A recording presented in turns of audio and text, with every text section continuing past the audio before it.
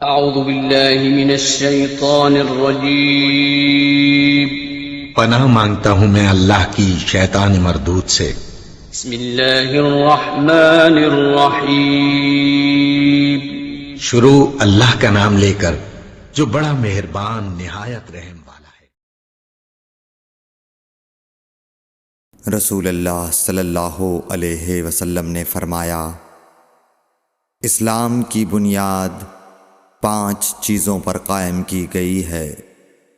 اول، گواہی دینا کہ اللہ کے سوا کوئی معبود نہیں اور بے شک حضرت محمد صلی اللہ علیہ وسلم اللہ کے سچے رسول ہیں، اور نماز قائم کرنا اور زکوٰۃ ادا کرنا اور حج کرنا اور رمضان کے روزے رکھنا۔ صحیح بخاری حدیث نمبر 8۔